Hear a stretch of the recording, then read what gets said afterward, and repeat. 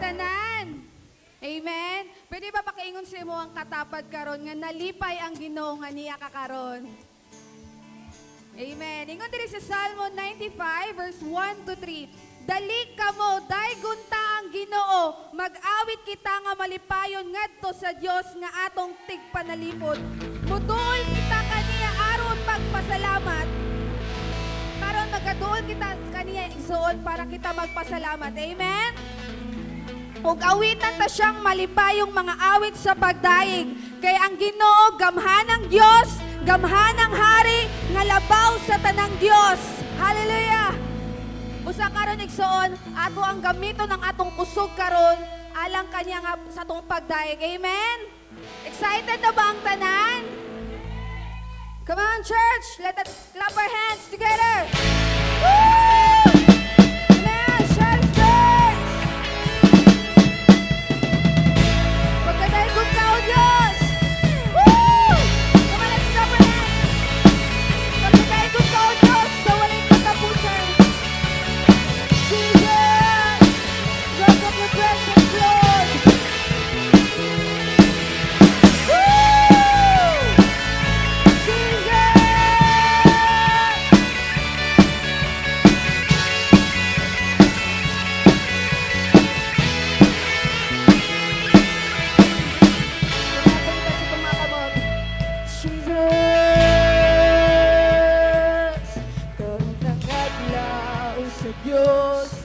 Karon ang adlaw sa pagdalig ug pagsimba, ibayaw ang atong gamot.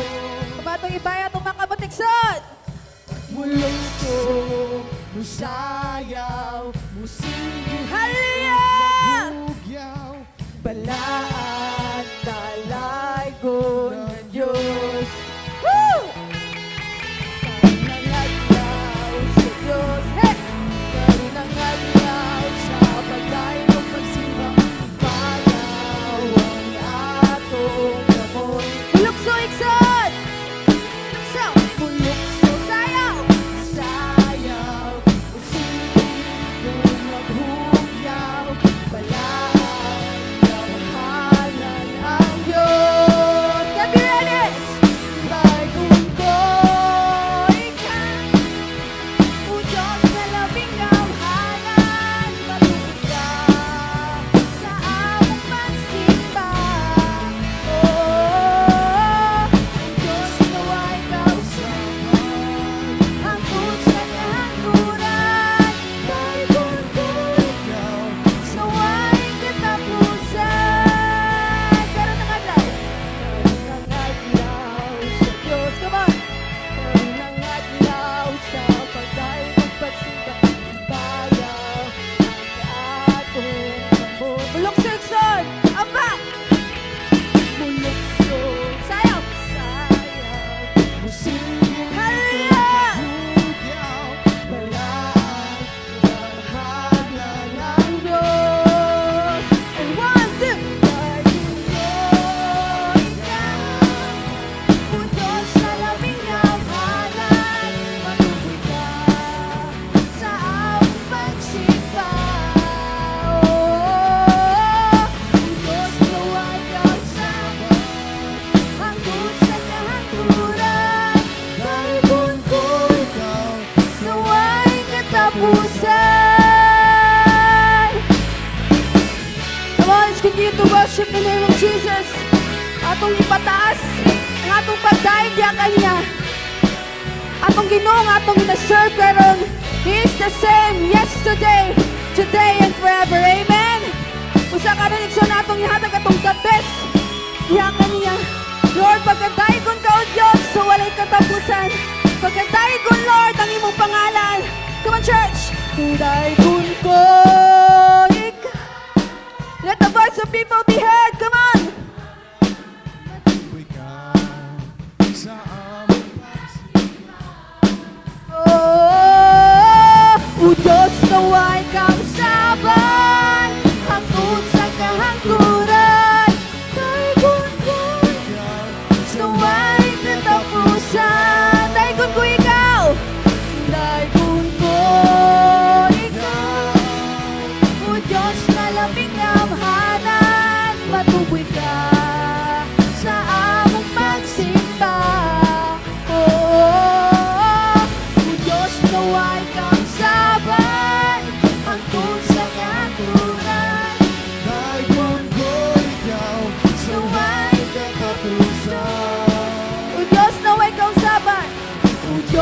nawa'y kausapan hangtod sa kahangturan. Daygon ko ikaw sa way katapusan. Daygon ko ikaw, O Diyos. Daygon ko ikaw sa way katapusan. Pagkadaygon ka, O Diyos. Daygon ko ikaw sa way katapusan. So shout of praise. Pagkadaygon ka, O Diyos, sa walay katapusan. For you are worthy, Lord. Lord, ikaw ang ngayon dahigon, Lord. Ikaw ang ngayon pasalamatan, O Diyos. Lord, you are the King of Kings and the Lord of Lords, Lord. Amo kang ginadaig, Lord. Amo ang ginapataas, Lord, ng imong pangalan, O Diyos. Ikaw ang ngayon, Lord, sa tanan. Thank you, Lord, for your presence. Hallelujah. Ingon diri sa Philippians 2 verse 9. Therefore, God elevated him to the place of the highest honor and gave him the name above all other names, that at the name of Jesus every knee should bow in heaven and on earth and under the earth, and every tongue declares that Jesus Christ is Lord, to the glory of God the Father. Amen. Christ may be returned at any moment. Di ba, Iksoon? Wala ta kabalo basig unya, ugma, or next week maabot na ang Ginoo. Wala ta kabalo. Busa karon Iksoon. Let us be prepared. Kinsa diri ga prepare na nga sa pag-abot sa Ginoo. Amen. Dili dapat ugma lang ta mag-prepared. Wala man gud ta kabalo kung kanus ang maabot ang Ginoo. Busa karon Iksoon. Magdesisyon nata nga karon. Let us live diha para sa Ginoo. Amen. Come on, let's just continue to worship the name of Jesus. Come on, let us kneel down before God. Let us bow down before Him. Jesus. Yes, Lord. Lord, we welcome your presence today, Lord. There's no other name, Lord God. Wala kami laing, Lord God. Nadayi ko, Lord God, kundi ikaw lang, Lord God. We commit, Lord God, ourselves, Lord God, to live, your God, to you alone, Lord. Thank you, Jesus.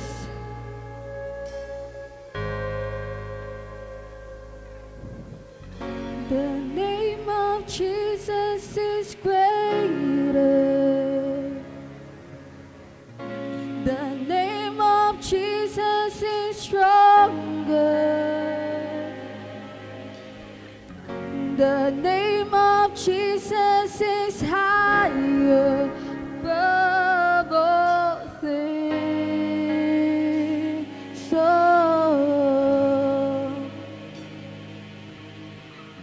the name of Jesus is bigger. The name of Jesus has power. The name of Jesus is higher above all things. There's just something about the name of Jesus. There's something about. There's just something about the name of Jesus.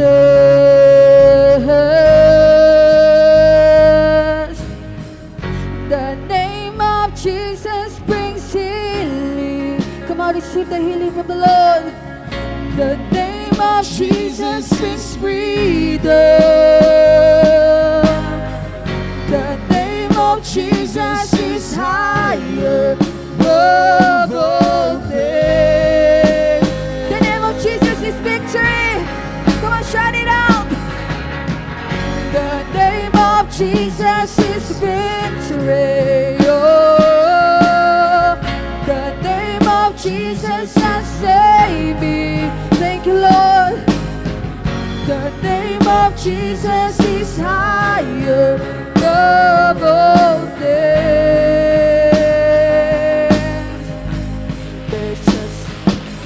about the name of Jesus. There's something about, there's just something about the name of Jesus. Jesus, name above all names. You're my healer, healer, the one who takes all pain. You're my savior, savior, risen from the grave. Your name is Jesus, Lord over all. Jesus, come on, shout it out. Jesus, Jesus, no other name like Jesus. Lift up the name of, shout out your name of. No other name like Jesus. Come on, shout it out. Jesus, Jesus, no other name like Jesus. Lift up the name of, shout out to name of. No other name like Jesus. Name above all names. Come on, church. Healer, the one who takes all pain. Thank you, Lord, for healing. Savior, risen from the grave. Your name is Jesus, Lord over all. Jesus, name above all names. You're my healer, Lord, the one who takes all day. You're my savior, risen from the grave. Your name is Jesus, Lord over all. Jesus, Jesus, come on, shout it out. Jesus, Jesus, no other name like Jesus. Lift up the name of, worship the Savior. No other name like Jesus.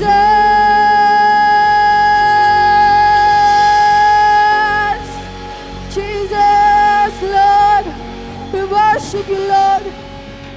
Your name is great, Lord. Your name is powerful, Lord. You are bigger, Lord God. Lord, you are my healer, Lord. You are my Savior, Lord God. Lord, salamat, Lord God, sa kaluwasan. Salamat, Lord God, sa proteksyon. Salamat, Lord God, sa healing, Lord God. Lord, let your healing be in this presence, Lord God. Let your healing, Lord God, to be upon in this place, Jesus. Thank you, Lord God. You are worthy to be praised. Come on. In the count of 5, let us clap. And 1, 2, 3, 4, 5. Come on. Jesus. Lord, you are victorious, Lord. Lord, thank you, Jesus. Salamat, Lord God, sa kaluwasan. Salamat, Lord God, sa healing, Lord God. You are greater, Lord God. You are greater, Jesus. We give you all back the praise, worship, and thanksgiving to you alone. Amen and amen. Pandemic time is the time to be closer and even intimate with God. Will you say amen? Dili panahon para magpalayo, kundi panahon para mudugol diha sa Ginoo. Doon pa ko yung mga gisulat diri. Our effective witnessing is a result of our intimate worship to God. Kung ikaw gusto mahimo nga powerful witness, dapat magduol ka sa Ginoo kanunay. Doon na po gisulat din nga nagaingon, si bisan kinsa nga muhimog dinagko, mudawat og dinagko nga panalangin. Gusto ninyo na? Pero aton timan-an, muhimo gani kag dinagko, dagko pod ang babag ug pagsulay sa kaway. Pero ang tambal ni ana nga kanang magpadulta sa Ginoo. Ang Revelation atong gitun-an chapter 1 nagpaila-ila ang Dios o si Jesucristo kay Juan. Chapter 2 gipadad-an sa Ginoo sulat ang pito ka sa simbahan hangtod chapter 3. Karon sa chapter 4 gihisgutan ni Juan ang gipakita sa Dios kaniya bahin sa ginatawag nga worship. Ino na to worship. Matud pa sa isa ka Bible scholar, daghan na kuno kaayo ang preaching bahin sa witnessing. Wala nagadagan na akong time. Pero gamay kaayo ang pagtudlo o pagpractice sa ginatawag nga genuine or real worship. And therefore, mo na atong tun-an karon. Daghan naman din napa din atong tun-an ang genuine worship.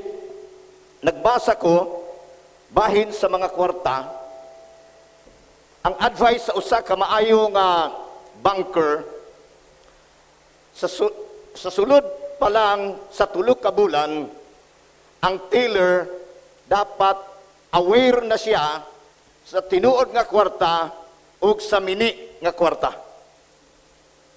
Dapat tulo ka bulan gidaw na siya anaron. Gani doon na pa'y istorya sa una nga ang Central Bank nagpatawag og 30 ka buok nga mga tellers para ilhun ang mini nga kwarta. So una nga adlaw excited sila kayo ang gihatag original nga kwarta. Ikaduha nga kaadlaw, original nga kwarta, hantod na human ang usa ka bulan, genuine nga kwarta ang ilang gihawiran. Unsa ang principle? Ang basic principle dito, kung kabalo kag unsay tama, automatic maditik nimo ug unsay mali. Ambot ko madawat ba na sa mga abogado? Kaya na siya nga logic. Basta kabalo kag unsay tama, dali nimo maditik ang mali. Amen. Now, genuine worship. When we say worship, is to ascribe or to give worth. Revelation 4, verse 11, ginaingon diha nga sila na nagsamba sa Ginoo ilang ginasulti nga angayan ang Dios simbahon. Ug sa atong pagtuon karon dinhi, atong tun-an ang mga susi. Kinsay na isusi diha? Sa inyong mga balay, naamoy mga susi, labi na og naamoy tinago. Ug wa na sa susi, unya nakatrangka, di gina siya maablihan, tama? Diri ato makita, heaven is a place of worship. And God's people will worship Him all throughout eternity. All throughout eternity. This Revelation 7:9 describes what worship in heaven will look like. Every nation daw sa langit, every tribe, every tongue will be worshiping God before His throne. If earth is to serve as preparation for heaven, then our worship and the church on earth should aim to look more like heaven. Mahimo nang more look like heaven, mga igsuon, kung ang mga tao nga nagasimba sa Ginoo makita ang ginatawag nga genuineness sa ilahang pagsimba. Ug mao na karon ang ato nga sutaon mga kaigsuunan pinaagi sa pag-abli, paggamit sa at least tutulo ka mga susi. Keys to a genuine worship. Mga susi sa usa ka kaning tinud-anay nga pagsimba. Say amen. Now, just allow me to announce, this is my goal. Believers will understand that worship is giving all that we are and giving all that we have to God. Being the source of life, wala nag-aamin ha? Being the supplier of life and the sustainer of life. Kung iyon anak ka, it means basta sa Ginoo na generous ka kayo, wala kay tik-tihik, it is equivalent that you are worshiping God. May mga tao nga basta kaning suroy-suroy perti kayo ka bungga. Pag-abot sa Ginoo, bunggo dayon. Mga kaigsunan, gusto sa Dios nga atong tun-an ang ginatawag nga mga susi. Diha sa verses 1 ug 2 sa chapter 4, Revelation chapter 4 verses 1 and 2. Ingon diha, partly, then as I looked, I saw a door standing open in heaven. Na ako'y gilaktawan, I was in the Spirit, and I saw a throne in heaven.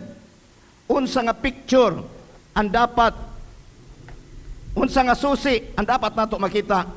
It is the picture of God's throne. Gusto nato nga simbahon gyud ang Ginoo sa tinuray, dapat daw naatay hulagway sa trono sa Dios. Amen. Kay nga naman, the word throne is used 14 times in this chapter alone. 44 times in Revelation and 54 times in the New Testament. Makuha ba niyo ang pag-pronounce na ko? Now, throne is the reigning center of God in the Abrahamic religion. John both saw the throne and heard the message of God. Ang akong pangutana, nabay higayon sa inyong adlaw nga nakaingon mo, nakadungog mo sa Ginoo. You must have that kind of attitude. Nga makaingon mo, nakadungog mo sa Ginoo by way of reading the Word of God. Nabay higayon nga makaingon mo, kakita gyud mo sa Ginoo.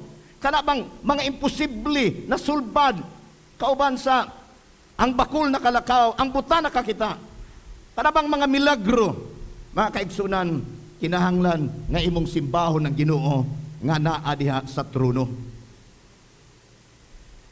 Now, John both saw the throne and heard the message of God, which means John was very focused on God. Nganong nadunggan man niya ang tingog sa Ginoo, focus siya kayo sa Ginoo. Ang rason, nganong ang tao, bisan kapila ni mo i-announce ang bersikulo, dili niya makuha, kay dili siya focus. But John was so focused. He had a listening ear and a seeing eye and was so attentive to the instruction of God. The voice said, "Come up here, saka diri," which signifies that God wants him to make a decision to elevate his attentivity. Gusto sa Ginoo, ngay nais ng Diyos na itaas niya ang kanyang attention. Mag-level up pa siya sa kanyang attention. And that is the supposed challenge to every one of us right now. Dapat tinataas natin ang level ng ating attention para sa Panginoon. Amen. Para marinig natin ang Diyos. Dito, God wants him to make a decision. to elevate his attentivity to God for him to hear clearly and see the great difference between earthly and heavenly based life. Gusto sa Dios nga makita pa jud ni Juan ang kalahian sa kinabuhi nga nakabase sa kalibutanon nga kahimtang o katong kinabuhi nga nakabase sa langitnon nga kahimtang. Motong miingon si Jesus, come up here. Ug mao na po'y karoy mensahe nato karon mga kaigsuonan as we worship God. Come up, come up. Ayog panguntinto. Utrohon ako ng ato ang murag nahimong islugan. Kanang membro lang kas puro pungko, puro pamati, pakapi-kapi pauli. Participate igsuon. Amen. Mahimo nga dili ta pareho tanan nga hingang gapa ang bakanay dili kayo kakusog, musinggit di ka kayo kaning makaluhod apan participate igsuon. Now, Father, instantly John was in the Spirit. Sa dihang misunod, si John misaka siya sa iyahang hunahuna. He was in the Spirit, which means his elevated focus had immediately happened when he decided to come up. John being in the deeper focus on God, to God, in God, with God, and for God, did not only hear God, but he saw a throne in heaven and the seated one in the throne.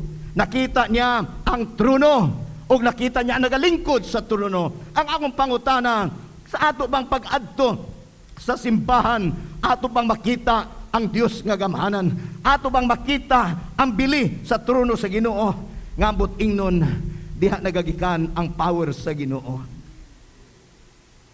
In the sense, let me repeat, throne is used 14 times in this chapter alone. And it connotes power and authority from God.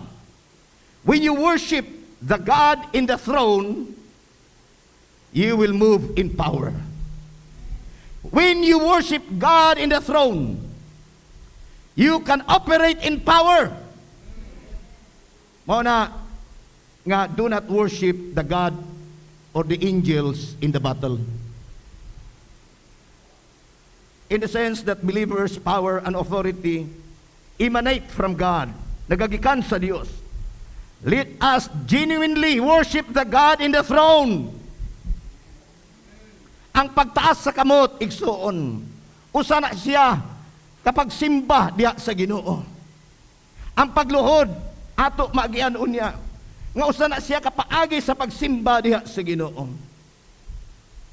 Let us genuinely worship the God in the throne, and you will be empowered. Worship as an attitude of humility and as an act of intimacy with God. You will be fruitful and productive.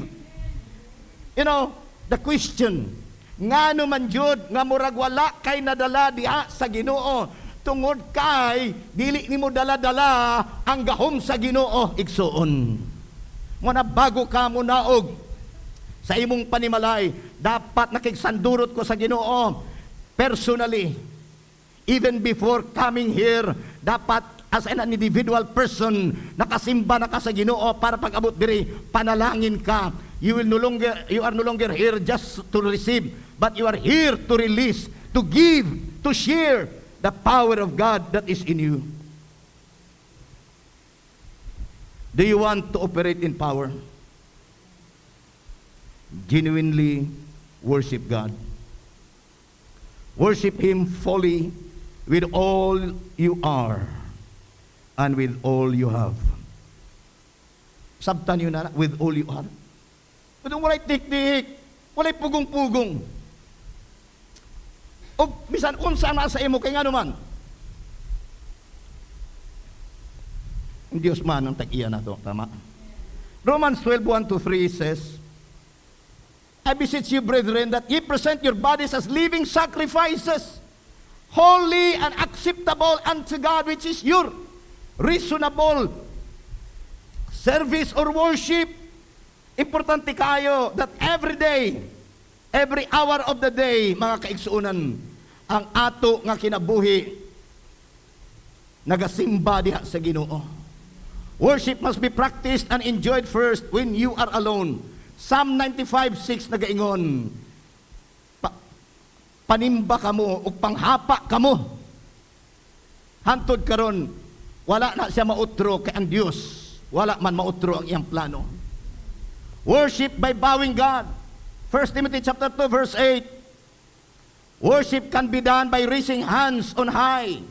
Ingon diya, in every place of worship, I want men to pray with holy hands lifted up to God. Pwede ba nato sulayan? Itaas nato ang kamot ug ingnon nato, praise the Lord. Bisan namatayan mi, ang Ginoo mohatag ka na mag-comfort. By the way, sila ni Brad Tommy, bago lang namatay ang ilahang mama. Wala pa gani lubong. Tapa no? Duha lang ako ikasulti. It could be condolence and congratulations. Pero life must go on. Amen? Now, gusto nyo ikaduha nga susi. The second key for believers to express genuine worship, they should see, number 2, verse 2 and verse 3. And someone sitting on it, kasugpo na siya sa katapusan sa verse 2. And the one sitting on the throne was brilliant and as gemstones, like jasper and carnelian. Ikaduha nga susi is the picture of God's glory. Ngano man nga adunay glory ang trono, tungod kay ang nagalingkod dito, mga kaigsuunan, mao ang Dios, ang hari sa mga hari, mga kaigsuunan.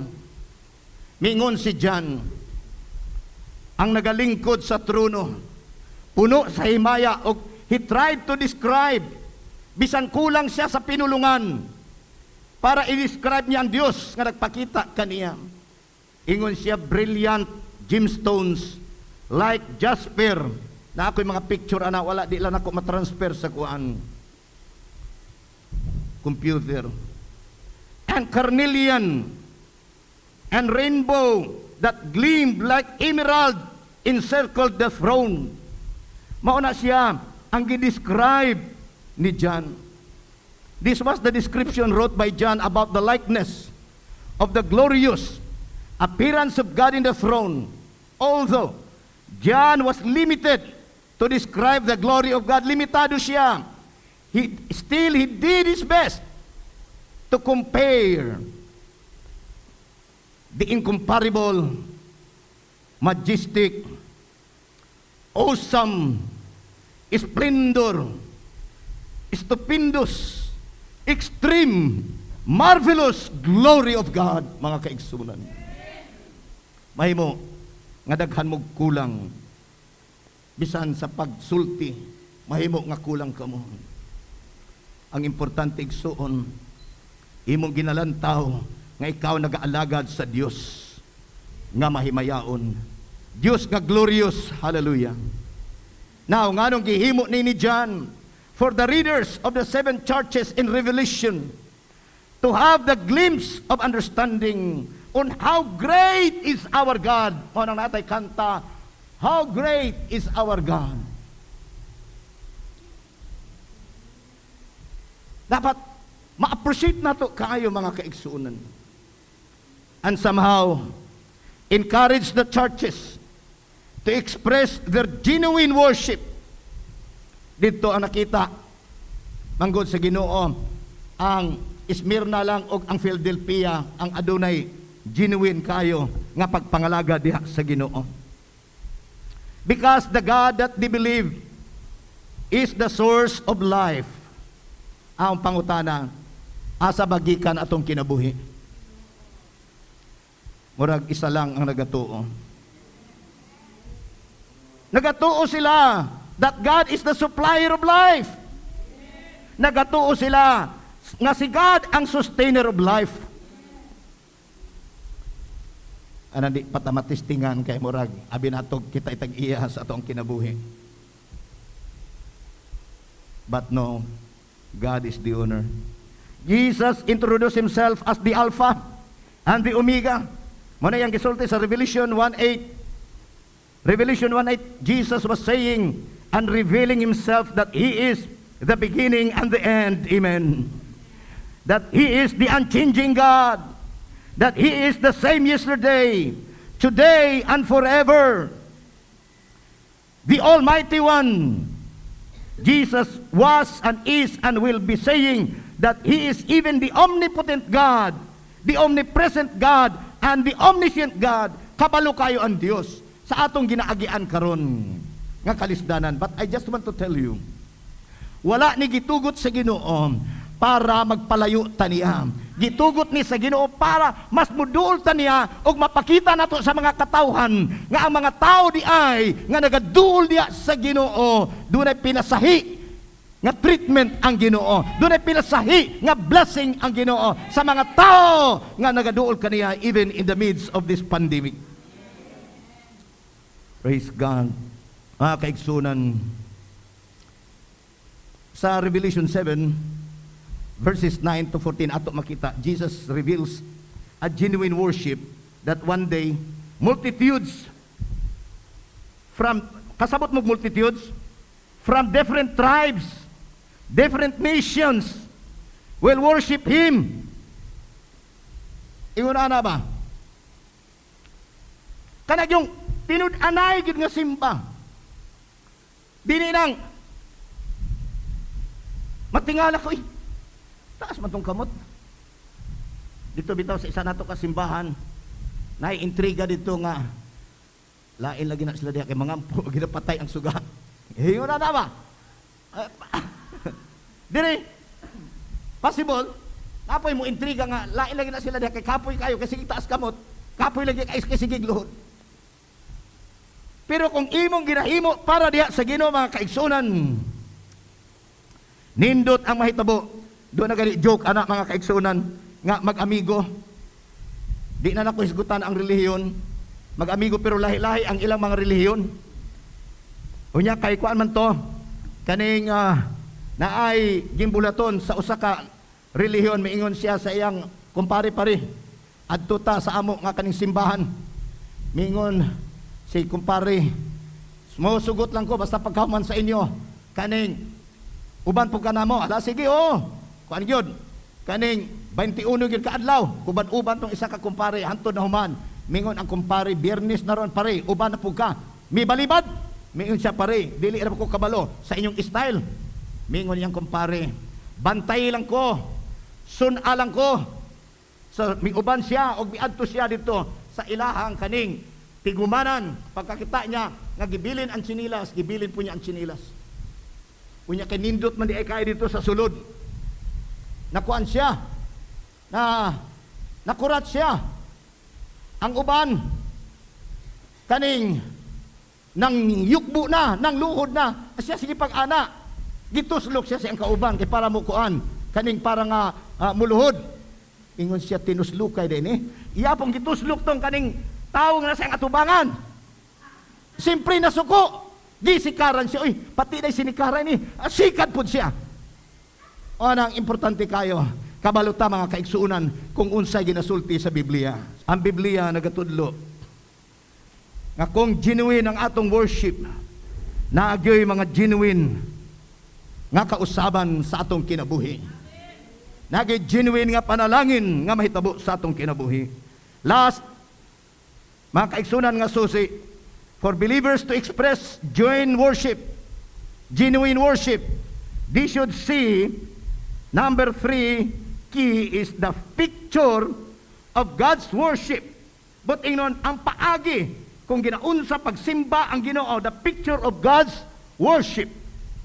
Now, it says in 4-11, dili na tanan ako basahon, in verse 11, you are worthy, O Lord our God, to receive glory, and honor and power. You created all things because you created what you pleased. Worship as described by John. mga kaigsuunan.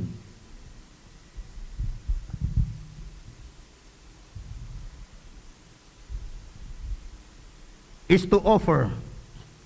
Ino na to offer? 1%.